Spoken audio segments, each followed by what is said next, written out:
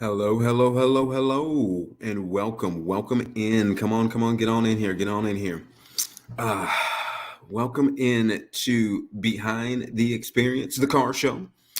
I am your host, Anthony McCrary, and tonight's show is going to be for all you EV gearheads.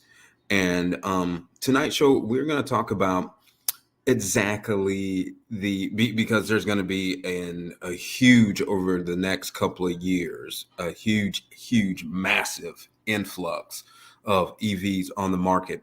We've already seen, for the most part, all of our automakers decide to go ahead and put at least one or two into their lineup, and I promise you there's going to be even more. There's going to be a huge dump of EVs over the coming years into the market like we've never seen. Um, like I've said in the past, I'm not an EV hater by no means whatsoever. I promise you I'm not. I'm someone who does believe that we do need to do better by the environment. And part of that is by getting these gasoline engines, have them come to a slow crawl all the way to where we completely transition over to EVs. And with that, these automakers have now decided to, go all in on them. And so tonight we're going to talk about the incoming, the incoming EVs that's going to be hitting your showrooms, hitting the highways over the next couple of years. And a lot of the ones that I'm going to talk about tonight are going to be hitting your showrooms and highways and byways and garages um, within the year. Yeah. So we're talking the rest of 2023, all of 24 and 25. You're going, it's going to be insanity. Just how many EVs are going to be replacing a lot of the vehicles that you've, you know, become very accustomed to. A lot of your household name vehicles are going to be completely totally replaced by these EVs. We've already seen in a lot of automakers right now a lot of discontinuations of various vehicles as we speak. Nissan is discontinuing the Titan truck. It is also discontinuing the Maxima. Um, Toyota has already replaced the Avalon with the Crown. Um, and Honda is just pouring out EVs right and left. And a lot of these EVs, believe it or not, are going to be, as of now, as of now, again, I say that loosely, as of now, affordable. So over the coming years, we're going to see a massive influx of these EVs. Some of them are going to be names you've absolutely never heard of. Some of these are exclusive EV makers. That's right. That's the only thing that they make are EVs. And some of these makers are still going to have their gasoline counterparts, or as they call them, ICE counterparts, internal bustable engines. Um, Internal combustible engines. So if you hear that word thrown around a lot, that is what they are referring to. If you hear ICE lineup and EV lineup, that's exactly what they're referring to when you hear ICE lineup, gasoline engines. So without further ado, and there are plenty of them to get to. I would do my best to kind of give you price ranges on some of these. Um, the word now that we're going to have to get accustomed to is range, and what that really means, is as far as how far it can go before it needs to be charged and things like of that nature. Gone are going to be the MPG. Now it's going to be MPGE. Which is the equivalent. That's what that E stands for. Equivalent. That's the type of language that we are going to have to get very accustomed to very quickly. Horsepower and all that, a lot of that is going to remain the same, and it's going to work exactly like you thought it was going to work. But I don't want to be on here and harp on infrastructure and things of that nature, because that too is coming. It's coming slowly, and we're getting more EVs poured into the market than the infrastructure has right now. But we are going to be seeing charging stations left and right pop up everywhere. So right now, like I said, without further ado, let's go ahead and kind of jump into this. First on this list, and like I said, they're going to be names. Some of these names that you're gonna hear are going to be names you've absolutely never heard of. I promise you. I promise you. I promise you. The first one is going to be the Afeela sedan, and that is Afeela, Afeela sedan. And that's and what I'm noticing about a lot of these EVs that are coming out, they're not going to be, you know, odd shaped or anything of that nature. Now, some of them are. Some of them are going to be way out there. Some of them are going to be, extremely futuristic looking. Some of them are going to be almost something that you would, expect your 9-year-old to create on a game of some sort. But for the most part, they do look like conventional vehicles, and a lot of them are in the shape of cars. So dare I say that the car itself has not gone anywhere. As a matter of fact, there was actually an uptick in sedan sales in this first quarter. Now, that doesn't necessarily mean, the sedan is making a comeback, so to speak. Not really. SUVs still, outpace them by a great deal. But it is to say that people are kind of tired, or beginning, I'll say it that way, beginning to kind of get tired of the SUV crossover kind of look, the conventional SUV crossover look.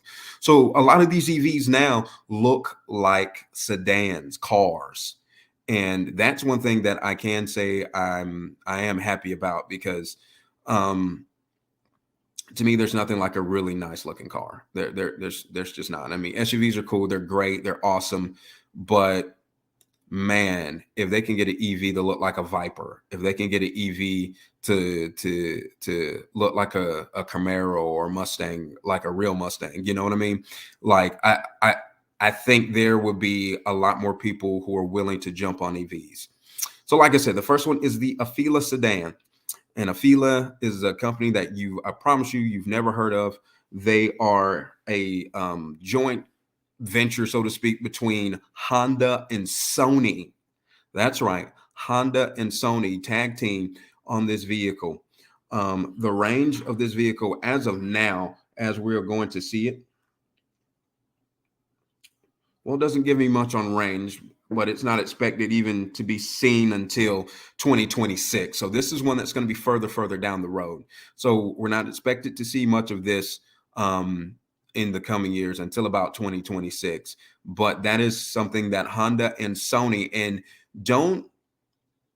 I will say this, don't think that a lot of these manufacturers have not reached out to these tech companies. A lot of these tech companies are in on these EVs, and this is just an example of that. And we're going to be seeing a lot of this over the coming years of auto manufacturer and tech companies, joining forces to produce vehicles. I mean, Sony at one point in time was the perennial name in sound. Sony has produced some of I think at one point in time everybody owned a Walkman, right? That was Sony. Sony is now known mostly for their cameras. They do have a movie production company as well. I think that got bought though, ultimately. Anyway, next on the list is going to be now we've heard of this, we just haven't quite seen it yet, but now we're going to be able to get start seeing this in showrooms very soon. It's supposed to be hitting our roadways here in 2023. As a matter of fact, there was actually so much demand for it when it first premiered, as far as them announcing it, that they had to tell people to stop ordering because they had exceeded the limit on their production. So the next on this list is going to be the Cadillac Lyriq. Now, this thing, for all you Cadillac fans out there, I did a podcast previously talking about that Cadillac is going to be for the most part, the exclusive EV line of GM. So what they're going to do is they're going to be the EV luxury line. And at some point, every Cadillac is going to be an EV, and they got the jump start on this. And the Lyriq is going to be the size about of the XT6, which is their bigger third row right below the Escalade. And with that, plenty of range. We are already talking about 312 miles.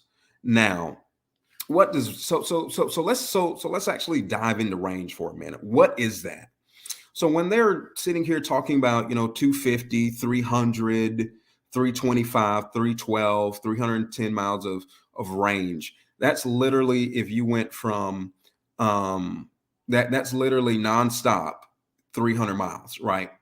Now, I know I can already hear you in your mind. Hey, that's not far enough to go from, from where I am here in Georgia, the southern tip of Georgia. That's not far enough to go from here to Miami. You're right. It's not. Okay. So let me ask all of you this. On your regular road trips and trips that you take with your families and things of that nature, especially when we know that, we are talking extensive miles here. We're not talking, 110, 115. We are talking, more than 200 miles, right? Even those trips that we take that are 200 miles. At some point, we do know in that trip, potentially, there's going to be a stop somewhere, whether it be for gas, whether it be for bathroom trips, whether it be for food, especially. Well, with that, the same kind of thinking that we have right now with our conventional vehicles, our ICE vehicles, so to speak, we are already doing that. We're already planning, okay, we're going to stop midway through to get food. We're going to stop midway through to, stretch our legs and things of that nature. Well, that's exactly the same kind of thinking that you're going to have with these EVs, is that you're going to have to plan a stop somewhere. I know. I get it. But perhaps where you live, there aren't, or even where you're going, there aren't enough charging stations along the way. Well, I liken that to how many of us every single night we make it, and it's embedded in us. We don't even have to think about this, right? We actually go ahead and charge our cell phones every single night without even having to think about it. It's the last thing we do. Some of us wake up in the middle of the night, holy crap, my cell phone isn't on the charger. And we force ourselves to wake up to put our cell phone on the charger, right? That's the same kind of thinking that a lot of people are going to have, or that mind switch that they're going to have for their EVs. Think about every single day that you wake up, right? You don't have to think about, man, do I have gas in my vehicle? Man, I didn't stop by the gas station last night, so I'm gonna have to wake up a little early to put gas in my vehicle. Well, with an EV, you're not gonna have to worry about that if you literally charge your EV every single night. And with that trickle charging that it has, level 1 or level 2 charging that it has, and that's what you're gonna get when you are at your home, is going to be level 1 or level 2, or at your apartment complex, level 1 or level 2. You will not have a level 3 charger. Now, what's level 3? Level 3 is going to be the super fast charging. That's what you're going to be seeing at these stops, at these stations, at these charging stations, at when you're on the road, on your highways and things of that nature. Like I said, the infrastructure to me is behind, because these manufacturers are putting out these EVs much faster than the infrastructure has to support right now. And for some of you people who already own EVs, I know, I hear it too. I'm back. Every time I walk out that door, every time I interact with anybody new,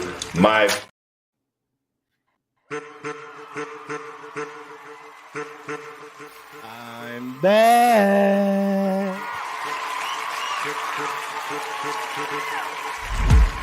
Every time I walk out that door, every time I interact with anybody new, my purpose is to help. I'm back. Every time I walk out that door, every time I interact with anybody new, my purpose is to help change. It's time to celebrate life. If you know that you're in charge of your life, it's time to stand up. If you know you want better for your life, it's time to stand up. If you know that you have what it takes to be in charge of your life, it's time to stand up.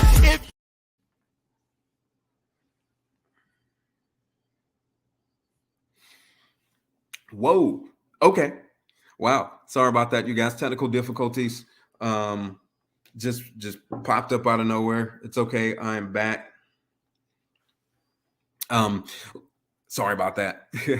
Like I was saying, that's how we're gonna have to plan our trips. We're gonna have to plan our trips around these charging stations, around stopping for 15 to 20 minutes. Now, most people don't even realize how much time they actually spend when they let's just say stop for something, to get something to eat, stop to get gas at a gas station or anything like that. A lot of us think that we only spend about 5 to 10 minutes, and that's actually not the case, especially if people are having to go to the bathroom and grab food, grab something to drink or what have you. You'll spend easily 15 to 20 to 30 minutes there at the gas station and not even think about it, not even put it in your mind that that's something that we do, but it is. And with that time, with these quick fast charging stations, as long as your EV isn't completely and totally dead, which I liken it to like this: there's almost no way that you are going to let your vehicle go completely and totally dead. That's almost like letting your vehicle completely and totally run out of gas. That's not to say it doesn't happen, but it is to say it's highly unlikely, just because one, your car is going to tell you, even now, for those of us who still drive ICE vehicles, even now, your car is going to tell you, hey, we all know when that light comes on, it makes that weird little noise, boo. And then it tells you, hey, you got 50 miles until you're on E, completely, totally empty. Your EV is going to do that same thing, and it's going to do that right around the 100 mile, less than 100 mile mark, 90 miles, 80 miles, 70 miles, depending upon the EV. It's going to do that, and it's going to continue to do that until you do something about the problem. And like I said, the chances of it going completely and totally dead on the highway are highly unlikely. Now, the beautiful thing about a lot of this technology is that a lot of these EVs, if not all of them, are going to let you know on the way the various charging stations that you can actually use if you are needing to, and I'm talking quick charging stations. I'm not talking about the trickle ones. Now, of course, those will be in there, but for those quick charging stations where it needs about 20 minutes to 30 minutes to get you 70 to 85% on your battery, it's your vehicle is actually going to tell you where all of those are located on the route. So it's not going to take you way out in the middle of nowhere to this charging station. All right. But so Cadillac, the Lyriq, that is coming, and it's coming in 2023. As a matter of fact, it's going to be here spring. So now you're going to start to see those vehicles roll out now. Now, I don't know as far as geographically how fast that actually is. That's just saying that's when they're going to start rolling them out. Next on this list is going to be the Chevrolet Blazer EV. Now, we've already begun to see commercials about the Chevrolet Blazer EV. GM is extremely aggressive with their EV production. They have cranked it up to a level 10, if I can say that. And they are going to make sure they have an EV counterpart to every vehicle that they have currently on their roster. There is going to be an EV counterpart until that's all there is. So GM is been very aggressive with their production of EVs, and that Blazer, beautiful thing about this Blazer, it's going to have a 17.7 inch display screen. Now, a lot of these EVs, they're going to completely replace the dash with these massive tablets. massive, huge tablets, screens, TVs, whatever you want to call them. And that's going to be the way of the world. So if you're someone who likes buttons and knobs and things of that nature, I hate to tell you, those are getting ready to be gone the way of the dodo. And we're already truly beginning to see that now in early integrations on ICE vehicles. I'm not even talking about EVs. I'm talking about on ICE vehicles. Currently right now, someone who has bought a brand new 2023 Nissan Altima, you will see that infotainment system has been completely changed. It's now a gigantic screen, and there's only one button and a knob. That's it. Everything else you're gonna have to touch the screen for, or use your voice activation, which that voice activation is actually pretty cool because it will even lower your windows, lock your car. If you have a moonroof, it will actually open the moonroof and things of that nature as well. So the Blazer EV, the price range on this is going to be between $47,900 to $65,900. That's a huge gap. That is a monster gap. But it is to say for an SUV, which most of your current SUVs fit right along in there anyway, your third rows. No, this is Blazer. Most of your SUVs fit right on in there anyway. It's not going to be a problem for a lot of people who are already buying these SUVs. You're going to get about 557 horsepower, which is massive. And remember, the thing about EVs, all that horsepower and all that torque is available at zero. So there is no, oh crap, I got to get to, 3 or 4 RPM before I can really, get where I feel all this power. No, it's there the minute you hit the pedal.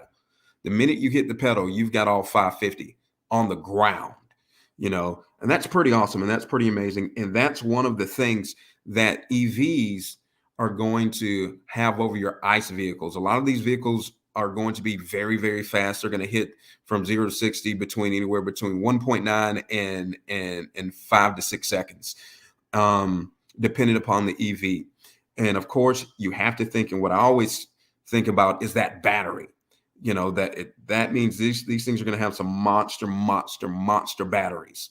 And again, as long as you continue to plan your life and plan your trips around stopping at some point on these trips, you don't have to necessarily worry about your vehicle failing. It's almost impossible. I mean, you would have to be a complete total idiot for your vehicle to fall off. And I'm not calling anyone an idiot by no means, but I'm just saying the same problem that we thought that we were going to have when it came to automobiles, when they first came about, the internal combustion engine came about, is that, oh my goodness, I'm not going to have enough, gas to go wherever I need to go. So, that's why, again, they decided to use gas stations, things of that nature. Same basic principle, except now you're not going to be using gas. It's just going to be all electric. Next on this is going to be the Chevrolet Equinox. Now, the Chevrolet Equinox is going to go through some changes. It's going to look completely different.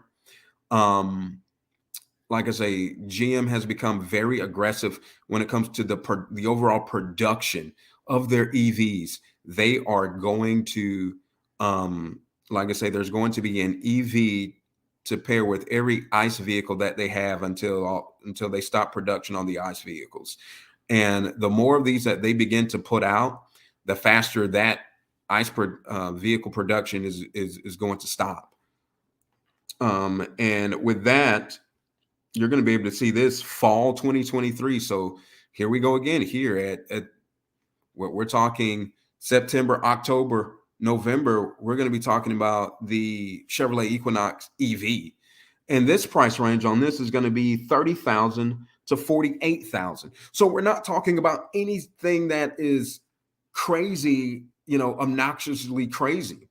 Now, you and I, all of us remember a few years ago that Tesla completely set the world on fire when they brought out their EV lineup. And yes, you had to be the privileged few to have one, and it still feels that way. Well, if you look on the pre-owned market right now, you can find plenty of Teslas that are, that are in your 40 to $50,000 price range. And I'm not talking about, 2014s. No, I'm talking 2018s, 2019s, Now, something that I question is, how are these vehicles going to hold up when it comes to as far as resale value is concerned? How ultimately are they going to, be able to sustain, because in something else I ask, well, if someone is buying an EV, let's just say this year, are they really going to be trying to buy another one 2, 3, 4 years from now? I think this is going to kind of reset the trade-in cycle, so to speak. I don't think they're going to be people trading in as much just because they don't need to. I mean, because at this point, you're really going to be trading in for either range or technology. And with all of them, with all the technology that is going to be updating constantly, I don't know if there's really going to be a need to be trading in as much. Now, that may be something to think about, But like I said, I love that price range in between 30 and 48,000. I don't see where that is breaking anyone's bank at all. Right now, go try to buy a car right now. That's about the range you're going to be at. I mean, an Altima right now, even if you go with an S model Altima, that's going to hit you at about 30,000, 31,000. And that's a nice vehicle. So you're saying I can have an EV at 30,000, 31,000, that's pretty cool. Next on this list is going to be the Chevrolet Silverado EV. Like I said, we've seen commercials already. And I like that Chevrolet. I will say this, it truly does kind of look like a truck. It kind of reminds me somewhat of those Avalanches, but it is going to be a truck. It is going to be able to be a real deal work truck. You're going to be able to do work with it. My only question when it comes to the Chevrolet, well, not just Chevrolet, but anyone who is building an EV truck is, although the range says whatever it says, right? Let's just say the range, like good example with this, let's say the range on this right now has a 400-mile range. Whoa, right? 400-mile range, right? That is, if the truck bed is empty, that's you not towing anything. So you know where my question is going. What happens to the range when your truck bed is full and you're towing something substantial? Does that, and of course it's going to be just like the, your gasoline engines right now. So, you get a Silverado and you put something behind it, or any truck for that matter, you put something behind it, towing it. What happens to your, what happens to your gas mileage? You and I both know what happens. It goes down at least by half. So, if your Silverado says right now, hey, you can get 26 miles to the gallon in the city, on the highway, and about 18 miles to the gallon in the city. Well, if you're towing something, go ahead and take that 26 and put it down to 17. And if you're in the city, go ahead and take that 17 and put it down to 14, or put it down to 12, or what have you. That same principle applies. But the beautiful thing is you get all the torque and all that horsepower again at zero. So you don't have to put it in any kind of special gear or anything like that, or anything for you to have all the power that you need. So that, again, that's one of the advantages of an EV, is that you've got all the power that you need from all four tires, and all that pulling power and towing power from zero. So that is an advantage. I just don't know, like it says here, 400-mile range. That's if it's empty, though. That's if you're not towing anything. What happens to that range when you are really doing some real deal work? That's what I worry about when it comes to trucks.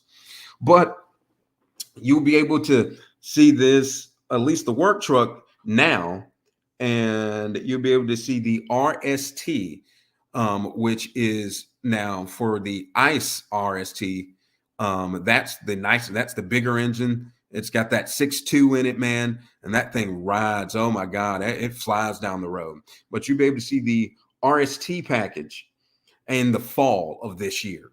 So again, September, October, November, look for it. Look for the nicer, the nicer, bigger, I guess, so to speak, battery powered Silverado then. The price range on this is going to be $39,900 to, now check this price range out, $39,900 all the way up to $105,000. Good Lord. Good Lord.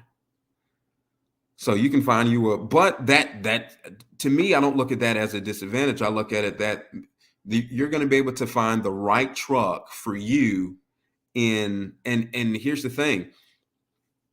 That's not about, that's not far from what an average Silverado costs you now. It's not. It's just not. So that pricing that you are already accustomed to as far as your trucks are concerned now, it's about the same. It's not far off from it at all. And all that says to me is that there's going to be a Silverado truck, an EV Silverado truck for everybody that is looking for a Silverado.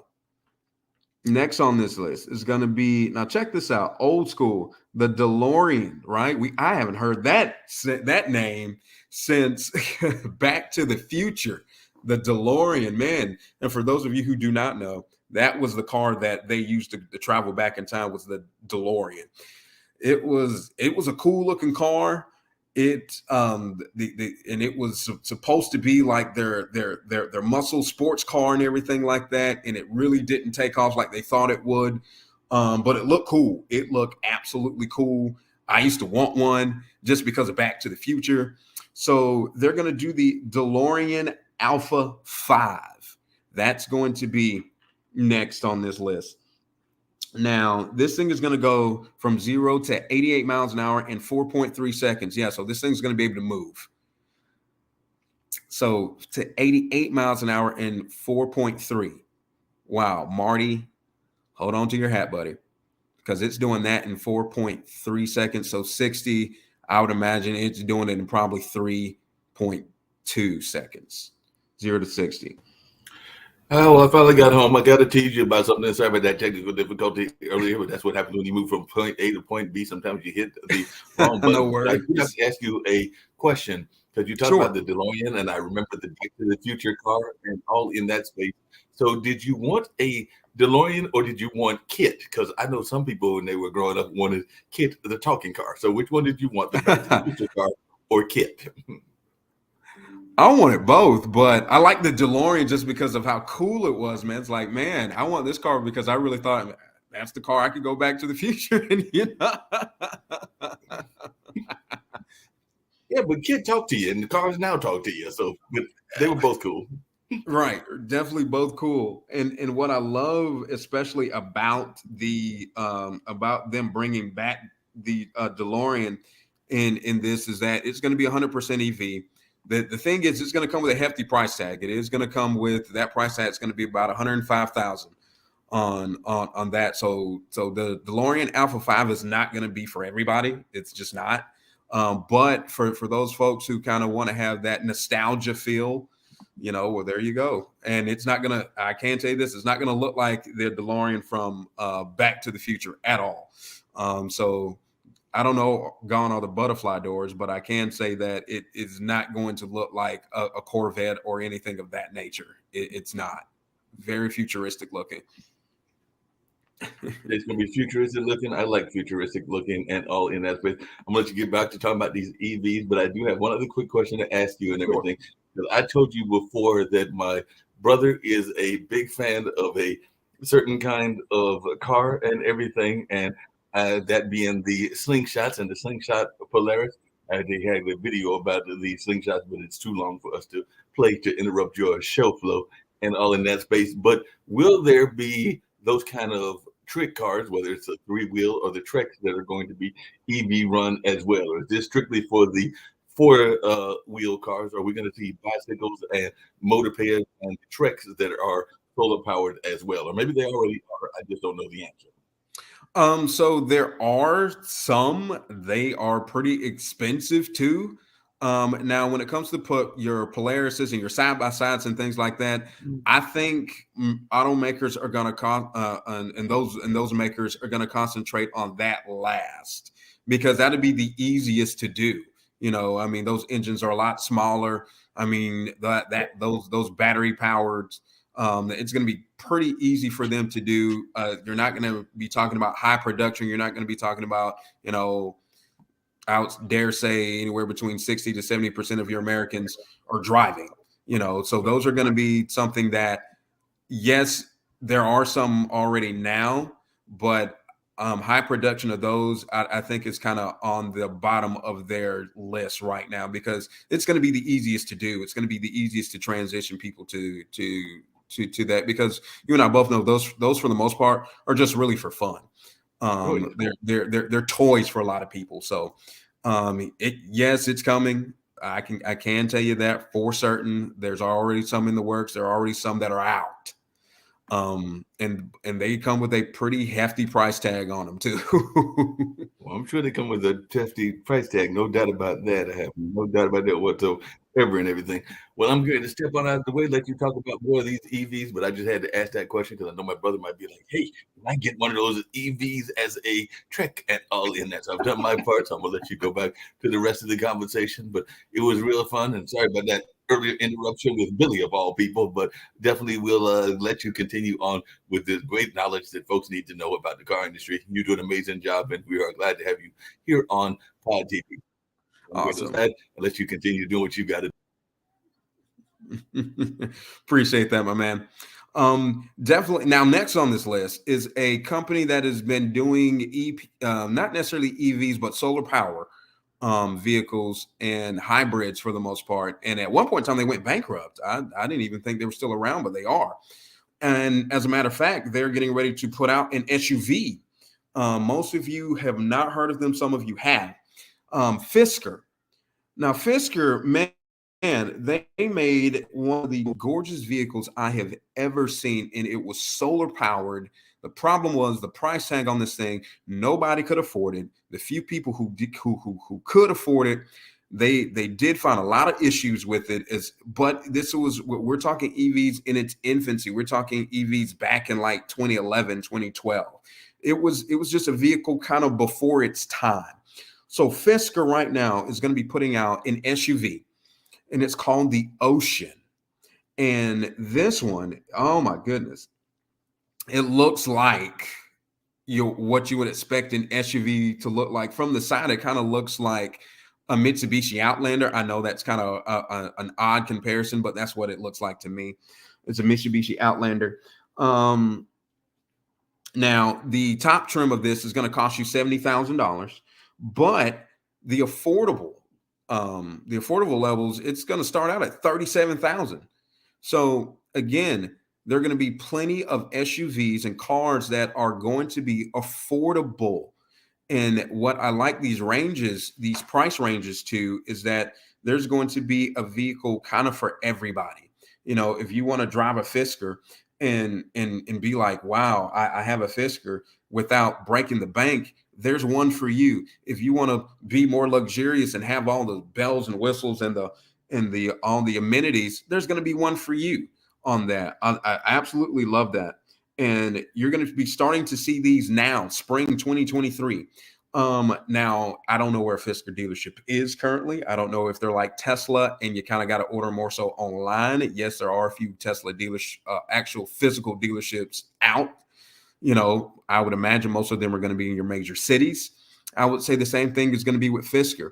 But don't be surprised if you begin, if you're going down the road and you're trying to figure out what the hell is this, and it says Fisker, who makes that? Well, Fisker makes Fisker. So, there's that. Next on this is going to be the GMC Sierra EV, just like the Silverado, because again, GM makes all GMC, Chevrolet, Cadillac, and a few others. The the GMC Sierra EV, you can already begin to see those. Well, you won't see those really until the beginning of next year, but you're really going to begin to see the the nicer editions late next year. That's really when you're going to see that. Now, remember, GMC, I said is a premium truck, and it is. It is a premium truck that most people are going to go ahead and tell you they do, and they make the most expensive truck on the planet. They do, but there's a reason for that.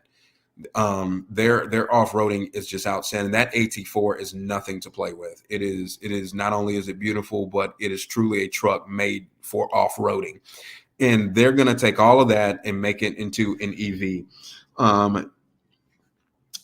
The Denali Edition 1 is going to have 754 horsepower. Good God. My question is why? Why do you need all that? Doesn't matter. For the same people who buy the AT4, that's going to be the toy, right? Price range on this is going to be from $50,000 all the way up to $107,000, and that's about where your current GMC sit anyway. So again, we're not talking about price ranges that are far from where we already are as far as some of these vehicles go. We already are talking about trucks being $55, $60, $70, $80, $90,000, $100,000. Well, same thing. It's just finally now a lot of this technology has gotten more affordable. It's more prevalent. So now with that being said, a lot of these vehicles are now going to become more affordable with that. And I think too, a lot of it has to do with what Tesla has done. Tesla has decided, okay, we are now going to make our vehicles more affordable. So with them being the leaders of the market as far as price is concerned, well, heck, if the leader says that they're cutting their prices, well, shoot, we're not gonna overstep their bounds by much, if any at all, and we've got to make our vehicles more affordable. I mean, that's exactly kind of what happened to a lot of and Elon Musk, man. Elon Musk is just, oh my goodness. I may not care for him personally. I think he's a weird dude. I really do. I think he's very odd, but business wise, very smart, very, very, very, very, very smart. And he's like, well, if I'm the leader and people, because the Teslas are still in high demand, by the way, it's not like they're not in demand. He didn't cut their prices because they're not in demand.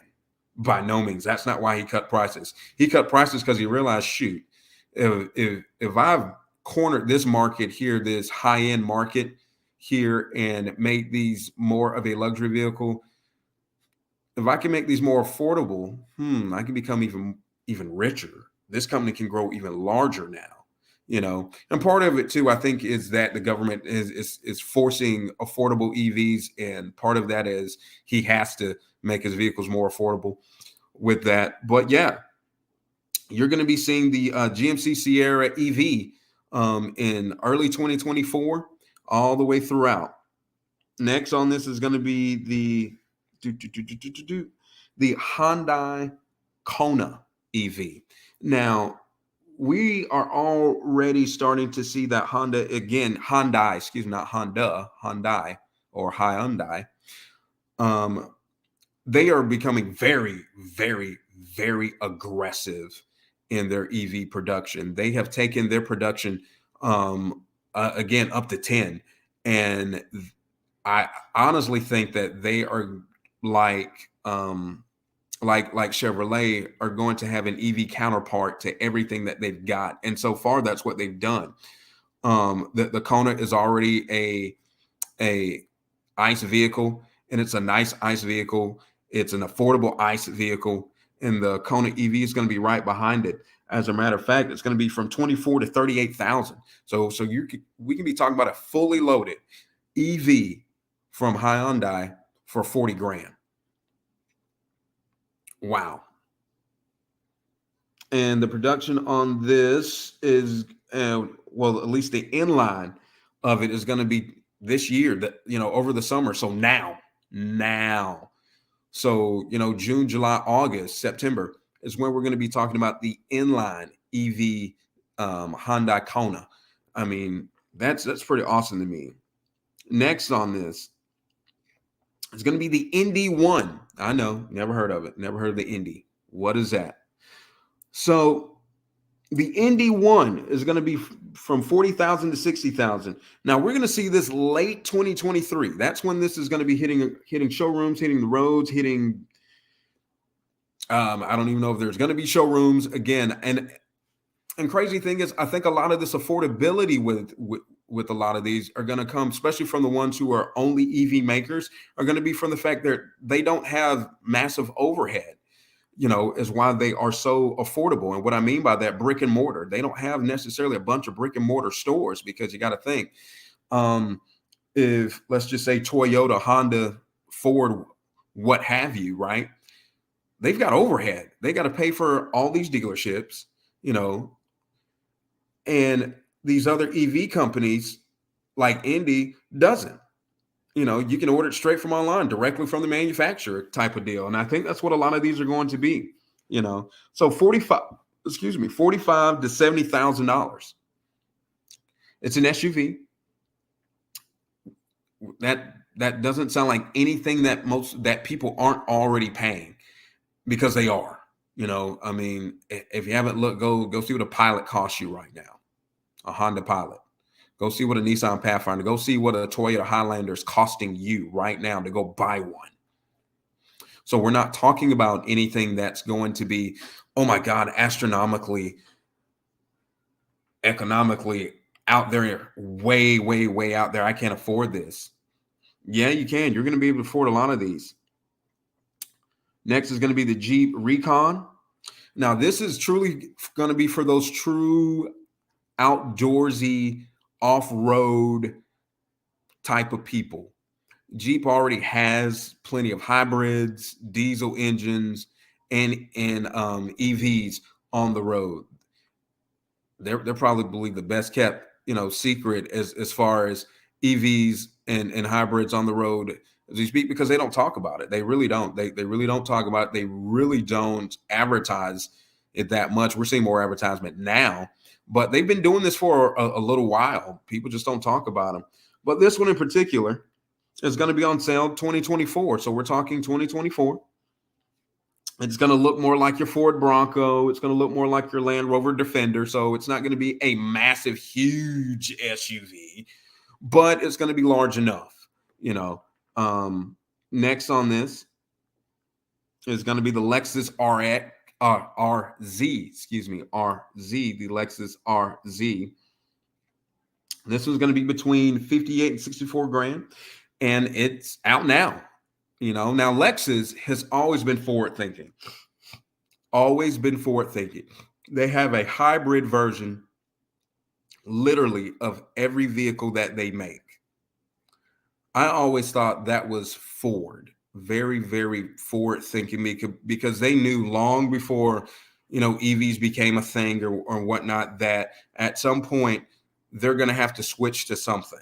So for Lexus, this is going to be a pretty easy transition for them to go from, ICE vehicles to hybrid to EVs. This is going to be a very easy transition because they've already been doing it for the most part. Like I said, they have a hybrid version literally of every vehicle they make.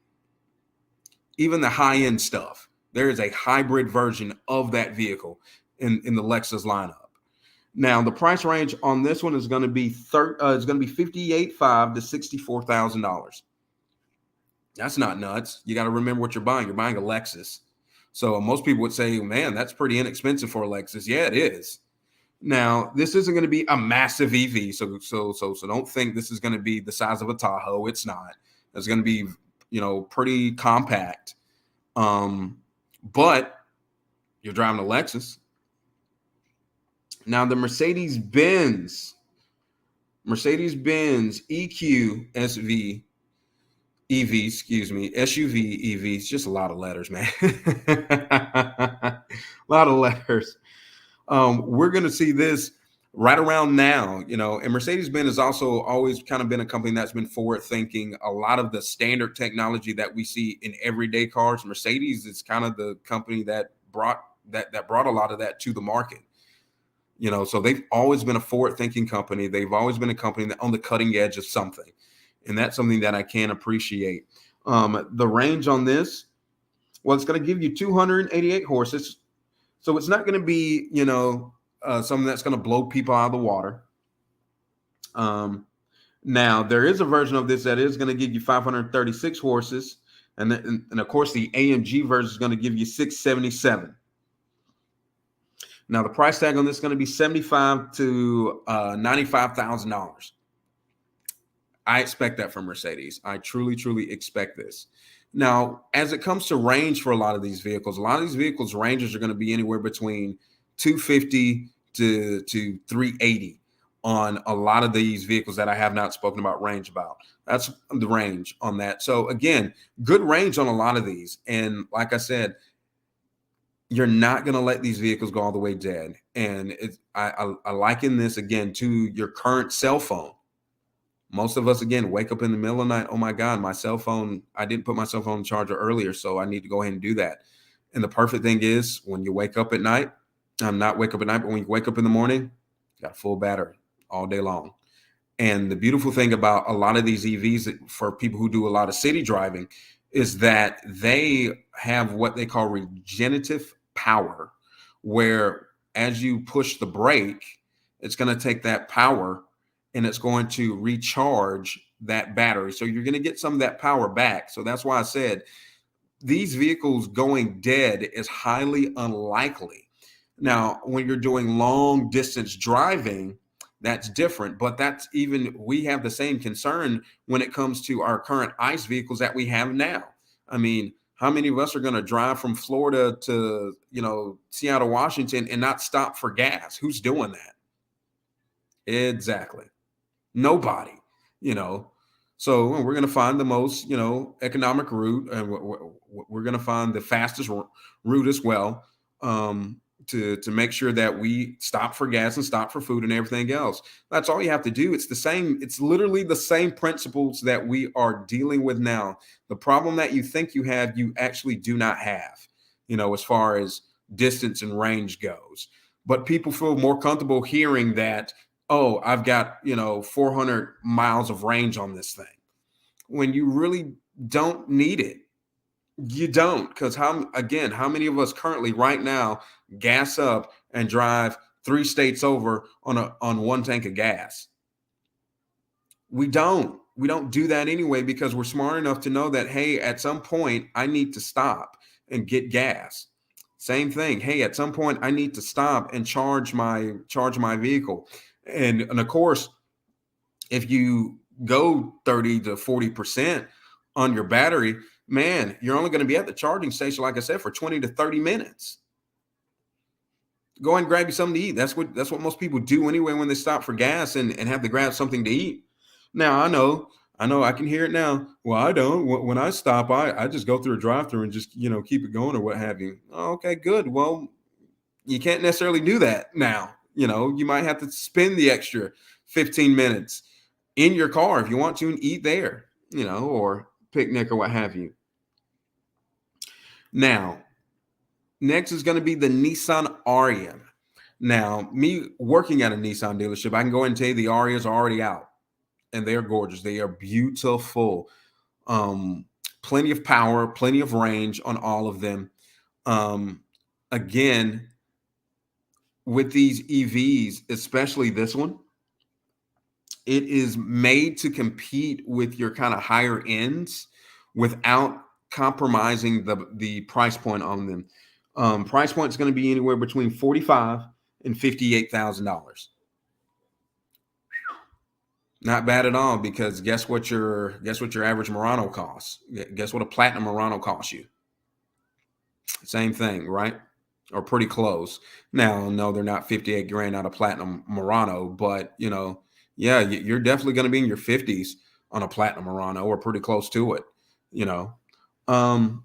Like I said, they're out now, so you can go to your local Nissan dealership and check one out. I advise anybody to do that if you are having questions about EVs or wanting to kind of jump into the water a little bit and kind of see what this whole EV thing is about. Because again, that's going to be your way of life.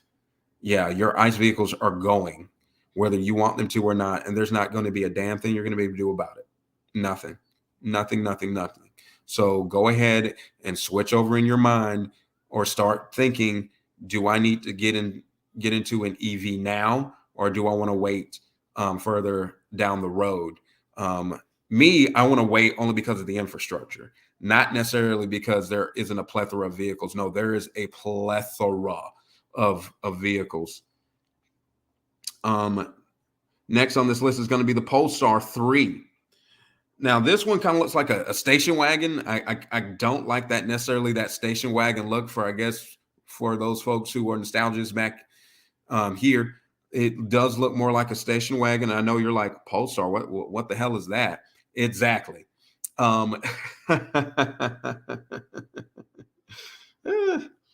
Polestar is going to have about a 300-mile range on it. Very, very, very safe. The top trim is going to have a 517 horsepower in it. Now the range does go down. It's going to go to 270, so not a major drop off. So what you lose in range, you gain in a lot of horsepower. Price tag on this is going to be anywhere between $83,000 to $89,000.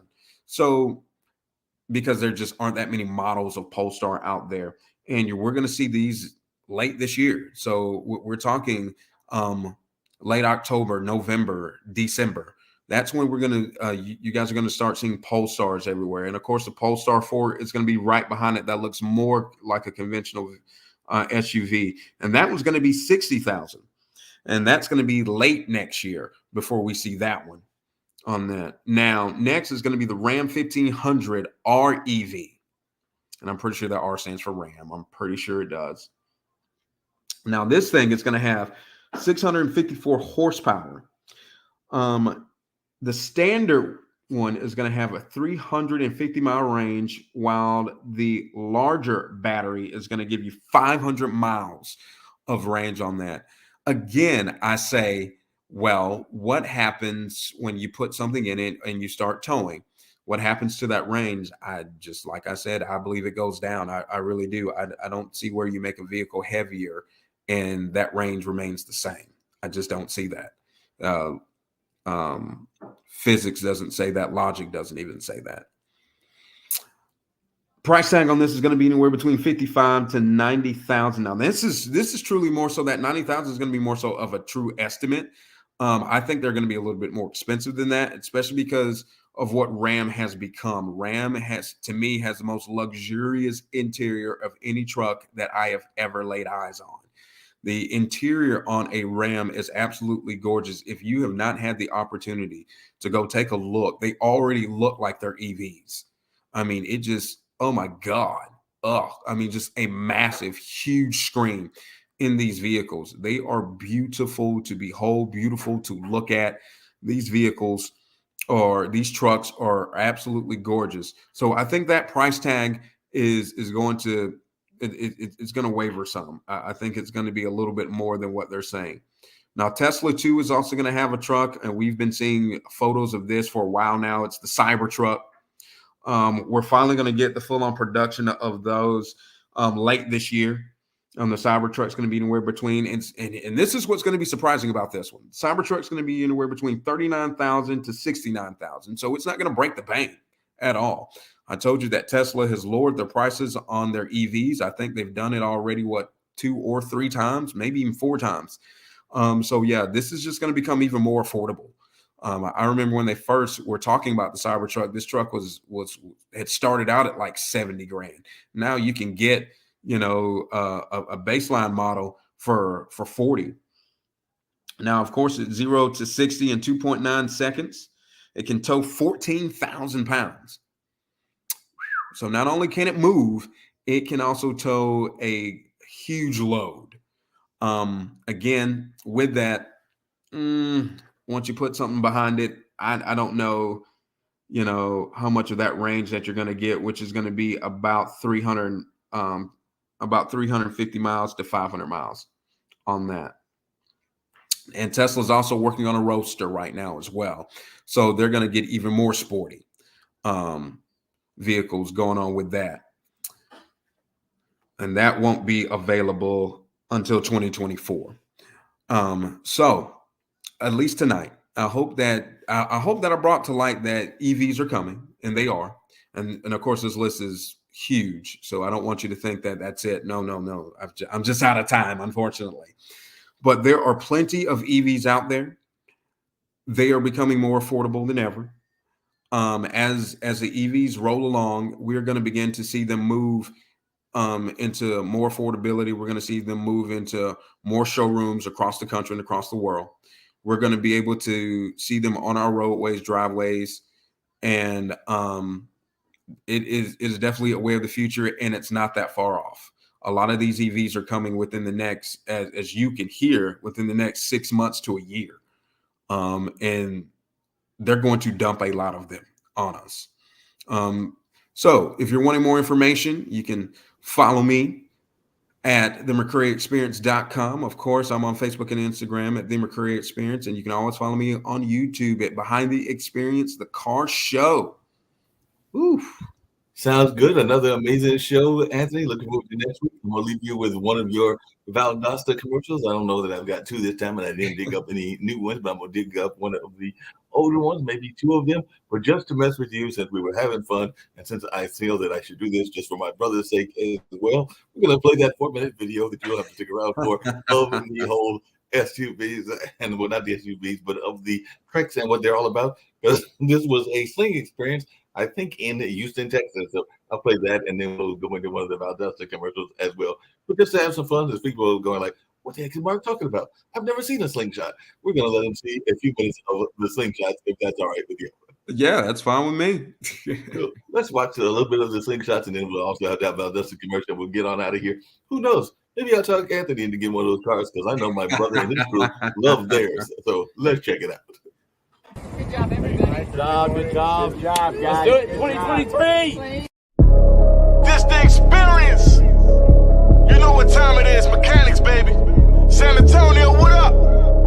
Dallas, what up? Central Texas, Austin, Texas.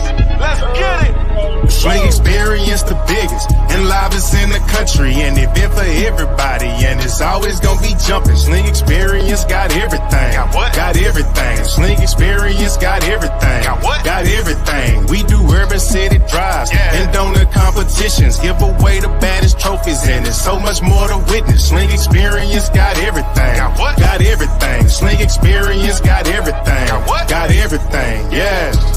Come and get all this southern hospitality. Yeah. Got good food and everybody family. No, we fam. Once you come, it ain't no place that you'd rather be. Nah. Ride for kids, we be giving back to the charity. That's what we do. Catch us whipping downtown by the Georgia Brown.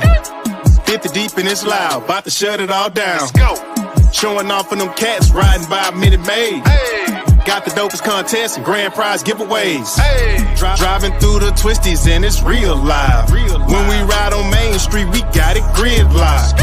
Polaris is the brand and they top notch. Best slings in the game, yeah, they got it locked. Hit the Sling Experience for all my upgrades. The biggest aftermarket vendors all in one place. Yeah, meet and greet with SoFi, makes friends for life. Yes, sir. Our sponsor So Live taking us to new heights. Sling Experience, the biggest and livest in the country, and event for everybody, and it's always gonna be jumping. Sling Experience got everything. Got what? Got everything. Sling Experience got everything. Got what? Got everything. We do urban city drives and donor competitions, give away the baddest trophies, and there's so much more to witness. Sling Experience got everything. Got what? Got everything. Sling Experience got everything. Got what? Got everything. Yeah. This the South where we slang with experience. A lot of events, but this one here is the biggest one. I'm untamed, so I'm VIP up on the list. Smoke bombs got me doing donuts in the mist. Swinging hard as I flow through Memorial Park. Got the mind whip, you know we about to set it off. Fam, we all good, ain't no enemies. A good time is showing off is what it meant to be. I got them trophies, man, we got them trophies. When it come to competition, I'ma leave it smoking. Sound booming, leave their ears broken. First place every time, homie, game over. This the biggest and the baddest. Better hope you never miss it, cause tomorrow we gon' be bragging, boy.